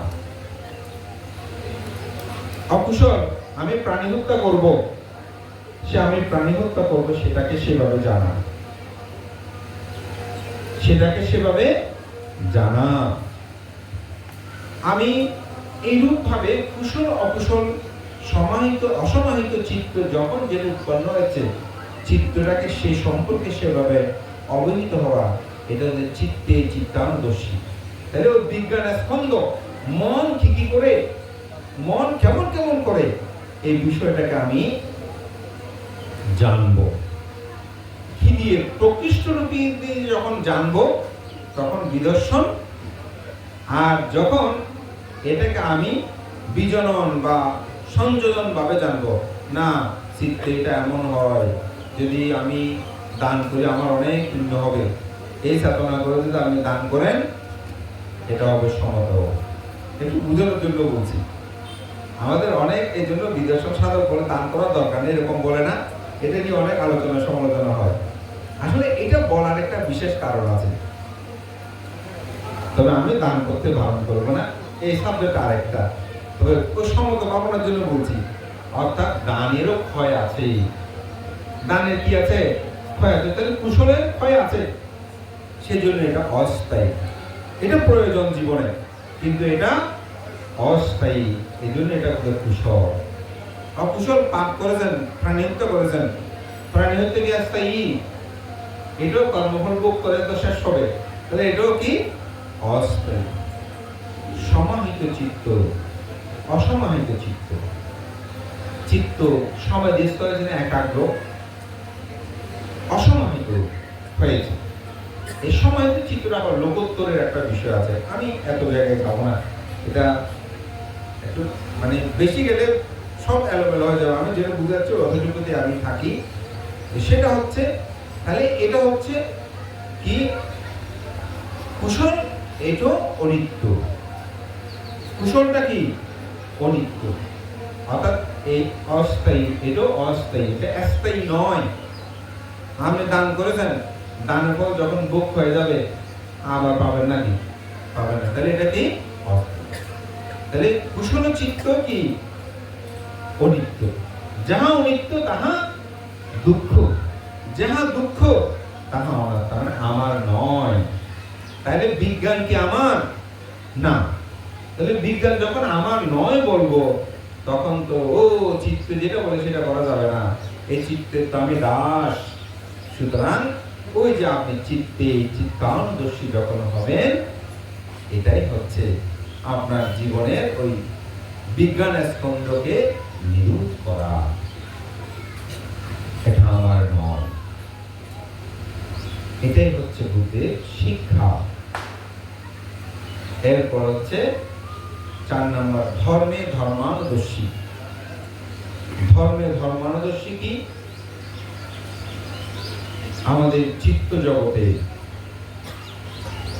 পঞ্চ নিবারণ দিয়ে ঢাকনা করে রাখে। কয়টা ঢাকনা? 5টি ঢাকনা। কামচ্ছন্দ, ব্যাপাদ, হীনবিদ্য বা স্তনবিদ্য, উদ্ধত্ত প্রকৃতি, বিচিকিৎসা। কামচ্ছন্দ কি? আমাদের মনে ধর্ম। মনের ধর্ম কি? ধর্মস্কন্ধটা কি? ওই 5টা না, ওখানে সংজ্ঞা এবং সংস্কার, এই দুটাকে ওই ধ্যানে বসে কি দিয়ে? ধর্মানুদর্শন দিয়ে এটাকে বাঁচতে হবে, আগুনে তাপ দিতে হবে। কাকে? সংজ্ঞা এবং সংস্কার, পঞ্চস্কন্ধের মধ্যে। এই সংজ্ঞা এবং সংস্কারকে কি করতে হবে? ধর্মানুদর্শন।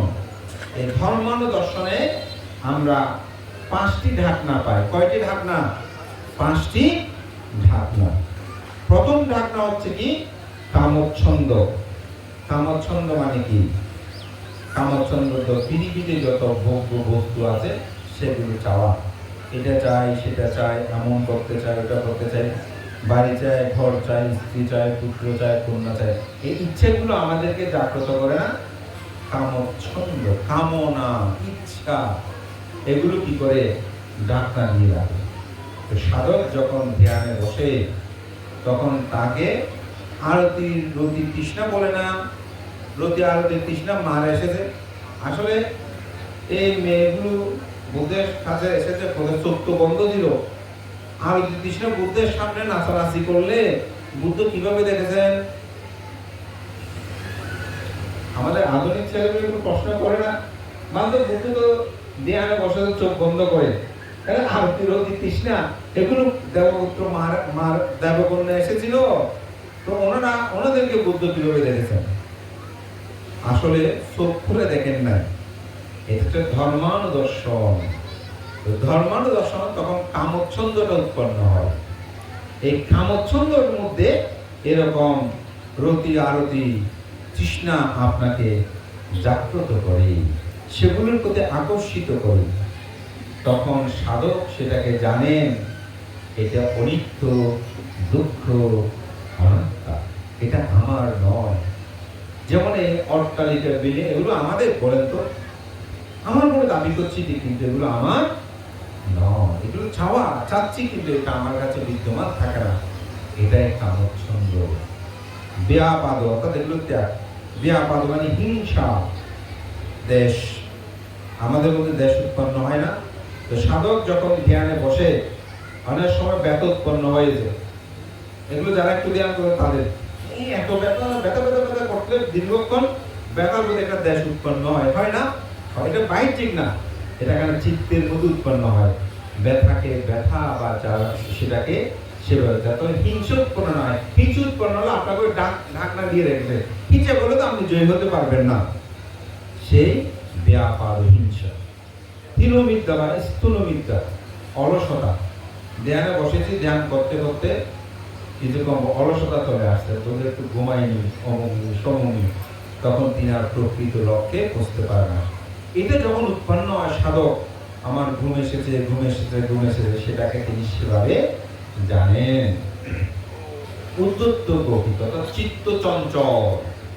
অনেক সময় ভাবনায় বসে দেন, আধা ঘন্টা পাওনা দিয়েছে, কখন শেষ হবে, কখন শেষ হবে, এরকম করে না, চিত্ত চঞ্চল হয়ে গেছে। এই সাধক কি করেন, সেটাকে জানেন, আমার চিত্তটা চঞ্চল হয়েছে, চঞ্চল হয়েছে, চঞ্চল হয়েছে, এটাকে জানা, এটা হচ্ছে সমতল। বিদর্শন কি? এই চঞ্চলতা কমবে, এই চঞ্চলতা অনিত্য, দুঃখ, অনাত্মাটা আমার নয়, চঞ্চলতা তো কি আমার নয়। এগুলো দেখে অনেক সময় রাখবে, সময়ের একটা বিষয় আছে, আমি জাস্ট একটু দেখে দিয়ে যাচ্ছি। ব্যাপাদ, স্থূলমিদ্য, উদ্ধত প্রকৃত। আপনাদের বিচিকিৎসা, সন্দেহ, আমি যে ভাবনা করছি এই ভাবনাটা ঠিক কিনা, এটা নিয়ে মার্গ লাভ করবো কিনা, এই ধরনের মানসিক যদি চিত্ত বিতর্ক হয়, তাহলে আপনার পক্ষে এই সত্যকে জানা সম্ভব নয়। আমার চিত্ত জগৎ যখন বিতর্ক উৎপন্ন হয়েছে, সে বিতর্ক উৎপন্ন হয়েছে বলে জানা, এবং এই জানাটাকে অনিত্য, দুঃখ, অনাত্মা। যেহেতু এগুলো স্থায়িত্ব নয়, সুতরাং এটা আমার নয়।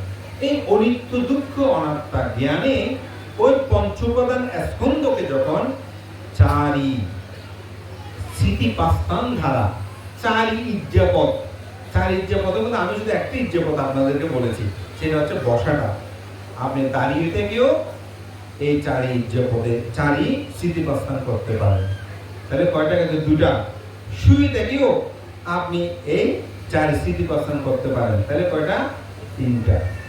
হাঁটা দিয়েও পা তুলছি, দিচ্ছি, ফেলছি, এটা নিয়েও আপনি সেই ইজ্জাপদেও চারি স্মৃতি পাস্তান করতে পারেন। কোন বীর্যমান, কোন প্রজ্ঞাবান, কোন ধীর চেতনা সম্পূর্ণ ব্যক্তি যখন অতি স্মৃতি সহকারে, ওই সম্যক স্মৃতি সহকারে যখন তিনি এই চারি স্মৃতিস্থানের আলোকে তার জীবনে গভীরভাবে তিনি ধ্যানে নিমগ্ন হবেন, তখন তার চিত্ত হবে সমাধিস্থ। তো সমাধি মানে একাগ্রতা। এই একাগ্রতাই হচ্ছে একজন সাধকের মূল বৈশিষ্ট্য। এটি যখন তিনি লাভ করবেন, তখন তিনি বিতর্ক, প্রীতি, সুখ, একাগ্রতা, প্রথম ধ্যান, দ্বিতীয় ধ্যান, তৃতীয় ধ্যান, চতুর্থ ধ্যান, নাম রূপ পরিচ্ছদ জ্ঞান, দুর্বিলয় জ্ঞান, এগুলো যখন আবিষ্কৃত হবেন, জ্ঞান ও মার্গ মানুষ জ্ঞান, এভাবে যখন বিদর্শন দূরে গভীরে তিনি প্রবেশ করবেন, তখনই তার মধ্যে যে প্রজ্ঞা উৎপন্ন হবে, সেটাই হচ্ছে প্রকৃত বিদর্শন।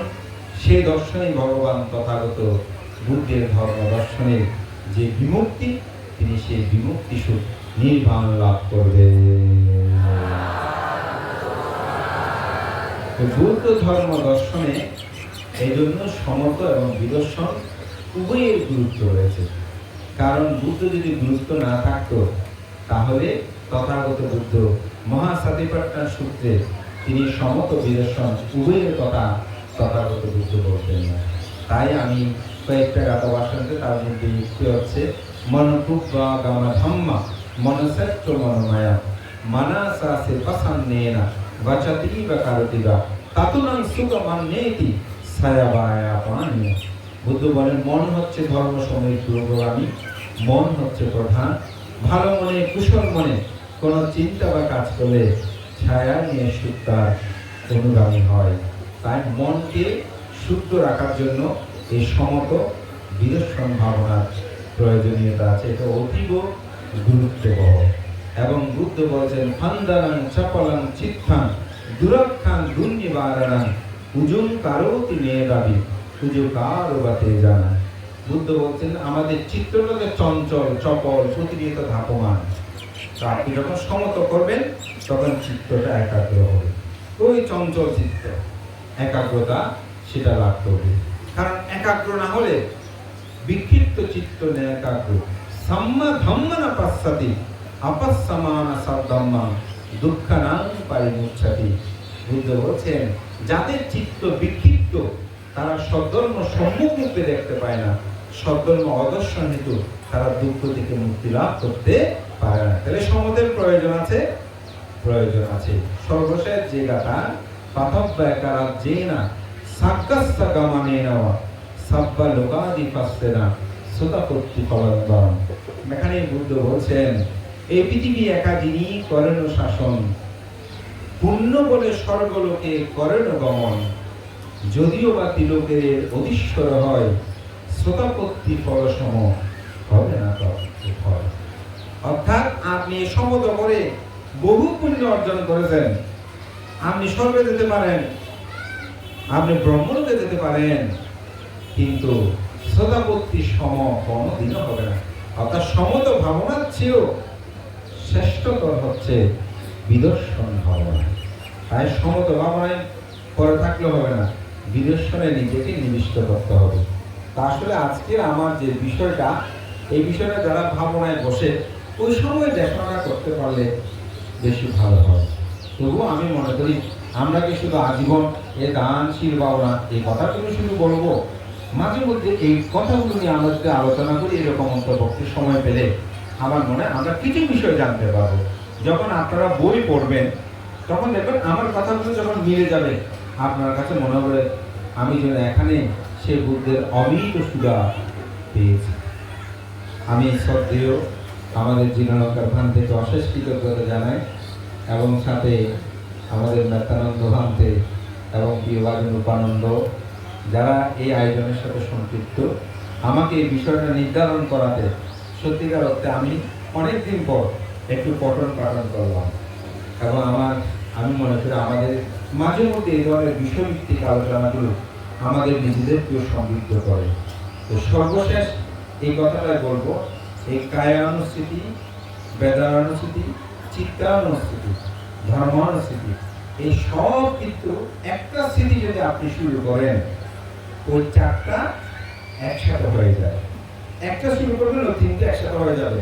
এখানে যখন আপনি নিবিষ্টে যাবেন তখন সেখানে কায়ানুদর্শী, চিত্তানুদর্শী, ধর্মানুদর্শী, বেদানুদর্শী চারটা একসাথে হয়ে যায়। এই চারটা একসাথে আবিষ্কার করতে আমার 5 বছর সময় লেগেছে। আমি গোড়ায় ফেলতাম এখানে চারটা স্মৃতি কথা বলছে। আমার পরম শ্রদ্ধেয় সেই ধর্ম বর্ণাগারী বুদ্ধরক্ষিত মস্তূরের মহোদয়, তিনি মহাসাবিকট্টান সূত্র বঙ্গ অনুবাদ করেছেন। তো ওখানে পরম শ্রদ্ধেয় ঢ্যামসা সাক্ষ্যমণি বিহার সাতকানিয়া বিশুদ্ধাচার মস্তূরী, যিনি শিবনের ব্রত কথা অশোকচরিত গ্রন্থ রচনা করেছেন, উনি ওই বইয়ের ভূমিকা লিখেছেন। তো ভূমিকার মধ্যে একত্রিশটা ভূমিকা আমি 4 বছর থেকে যেটা করতেছি, আমি অধম বা আমার অজ্ঞানতা, আমি বুঝতে পারছি না।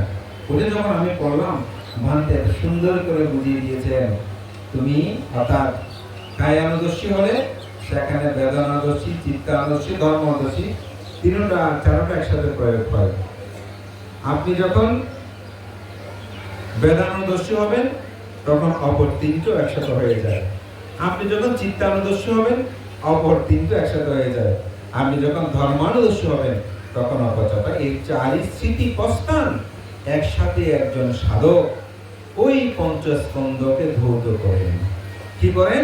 ধৌত করেন। তো পঞ্চস্কন্ধ যদি ধৌত হয়ে যায়, আপনার কাছে কি আর কোনো দুঃখ উৎপন্ন হবে?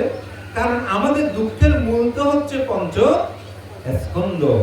এই জন্য আমরা অনেক সময় বন্ধার সময় এই পঞ্চস্কন্ধ বুদ্ধকে দান করলাম, এই পঞ্চস্কন্ধ দুঃখ নিরূপক। আপনি পঞ্চস্কন্ধ দুঃখ নিরূপক বলেছেন যে পঞ্চস্কন্ধ দুঃখ কি জানেন? আজকে জেনেছেন, অনেকে হয়তো জানেন, কিন্তু আমার মনে হয় অনেকে জানেন না। তাহলে যারা জানেন না তাদের মধ্যে আজকে জ্ঞান উৎপন্ন হয়েছে কি এই পঞ্চস্কন্ধ নিরূপক কাকে বলি। অনেক সময় মৃত্যু মানুষ যখন মৃত্যুবরণ করে তখন আমরা বলি কি যে ওনার এই কাষ্ঠখণ্ড ছাড়া ওনার আর কোনো রূপস্কন্ধ আছে, আর কিছু নেই। তাহলে আমরা রূপস্কন্ধ কি এটা জেনেছি।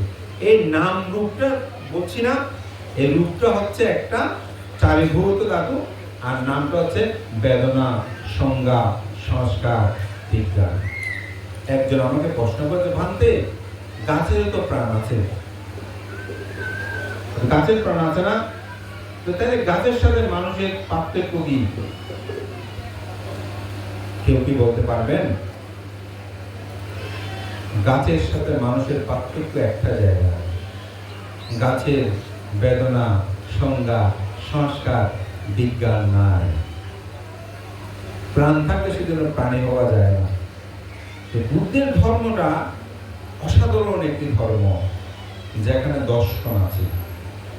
এখন সত্যি কথা বলতে আপনারা যদি সেভাবে শোনে আমাদের বিদ্যুৎ সংগ্রহ অবশ্যই বলবে, কিন্তু এই বিষয়গুলো যখন আলোচনা করি সহজে অনেকে এক জায়গায় সেটা থাকতে পারে। সেজন্য আপনারা কিছু কিছু বই পড়বেন, এগুলো নিয়ে একটু স্টাডি করবেন। যখন আমি বিষয়টা বলবো আপনাদের ভালো লাগবে। আমি যখন 31 তারিখে এসেছি, ক্লান্ত স্নান টান করে আমি রুমে এক বছর গিয়েছেন, তো উনি আমাকে বলতেন, ভাঙতে আমি একটু আজকে আপনার কাছে প্রদ্যুৎ সমুৎপাদ একটু জানতে চাচ্ছি। সত্যি কথা, আমার তখন কথা বলার সুযোগ নেই, কারণ আমি সে মানে রাতের 3টা বাজে বের হয়েছি কলকাতা থেকে, আগরতলা এসেছি বিমান। তারপর আমার আসলে কিন্তু তবু আমি 5-10 মিনিট সময় দিলাম, বললাম যে উপাসক আপনার বিষয়টা খুব ভালো, কিন্তু আমি শরীরে আর পাচ্ছি না, আমার একটু বিশ্রামের খুব প্রয়োজন, কথা বলতে কষ্ট হচ্ছে। কিন্তু আমার ভালো লেগেছে যে উনি প্রতীক সমুৎপাদটা জানার জন্য আমার বিহারে গিয়েছেন। আমার কাছে আহ্বান থাকবে, এরকম সভা সমিতিতে অবশ্যই আমরা এই বিষয়ভিত্তিক আলোচনা, আমি তো কৃতজ্ঞতা জানিয়েছি শ্রদ্ধেয় চিরন্তন ভান্তে বা উপানন্দ যারা এই বিষয়ে ওনাদের কারণে আমি কিছুটা হলেও পড়ার জানার জন্য আমি চেষ্টা করেছি। আপনারাও হয়তো কিছু বলার এখানে ছিল, হয়তো আমার অজ্ঞানতায় হয়তো সব বিষয়গুলোতে বিস্তারিত ব্যাখ্যায় বোঝানো হয়তো সম্ভব হয়নি। আপনাদের জ্ঞান অনুযায়ী সেটা বুঝে নেবেন এই প্রত্যয় ব্যক্ত করছি। আপনাদের সকলের প্রতি মূর্তিচিত্তে পুণ্যদান করছি। আপনারা বুদ্ধের প্রকৃতির সত্যটাকে জানার জন্য চেষ্টা করবেন। পঞ্চোপাধ্যায়, স্কন্ধ, বেদনা, সঙ্গে এগুলো আসলে কি, এগুলোর ব্যাখ্যাগুলো কীরকম, কেন বুদ্ধে কথা, একটা চিত্ত জ্যোতিষিকের এখানে ব্যাপার। তখন কিন্তু আর নারী পুরুষের কোনো বিভাজন থাকে না। সেই কারণে সমত বিভূষণ উভয়ই গুরুত্বপূর্ণ এবং উভয়ই বিমুক্তি লাভের জন্য সহায়ক, এবং বিমুক্তি লাভের সহায়ক বলবো না, প্রয়োজন। এবং এটা ছাড়া বুদ্ধের ধর্মের বিমুক্তি লাভ করা সম্ভব নয়। বুদ্ধ তার সেই বৈশাখী পূর্ণিমা তিথিতে গয়ার দুর্দিন তুলে বসে তিনি প্রথম যে সত্যটা আবিষ্কার করেছেন, সেই সত্যটা ছিল তথাগত বুদ্ধের ধর্ম দর্শনে, সেটা হচ্ছে জাতিস্বর জ্ঞান। দ্বিতীয় যে সত্যটা ছিল সেটা ছিল তথাগত বুদ্ধির সত্যদের চতুর্পত্তি জ্ঞান। সর্বশেষ যেটা বুদ্ধত্ব লাভ বলি, সে বুদ্ধত্ব লাভটাই ছিল এই কায়ে কায়ানুদর্শী, চিত্তে চিত্তানুদর্শী, ধর্মে বেদনা বেদনাদর্শী হয়ে সমাধিস্থ হয়ে তিনি যে অনিত্য, দুঃখ, অনাত্মা যে জ্ঞান, বিদর্শন জ্ঞান, এটাই ছিল বুদ্ধের সেই বুদ্ধত্ব লাভ, আসক্ষয় জ্ঞান। এই আসক্ষয় জ্ঞান আপনাদের সবার মধ্যে উৎপন্ন, এই প্রত্যয় ব্যক্ত করে মহান সঙ্গকে বন্দনা জানি।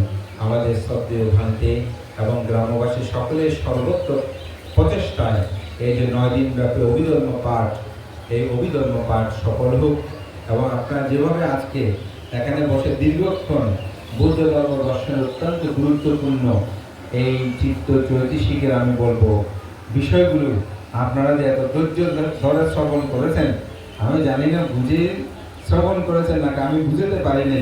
যদি বুঝতে পারি আমার শ্রম মেধা সার্থক হবে। আমি যে পুণ্যাশা অর্জন করেছি সেই সমস্ত পুণ্যাশা আপনাদের উত্তরোত্তর শ্রীবৃদ্ধি কামনায় দান করছি এবং আমার সময় যদি বর্ধিত হয় তার জন্য সঙ্গের প্রতি আমি ক্ষমা প্রার্থনা করে আমার নাতিদীর্ঘ ধর্মকথা এখানে শেষ করছি। জগতের সকল প্রাণী সুখী হোক। সাধু সাধু সাধু।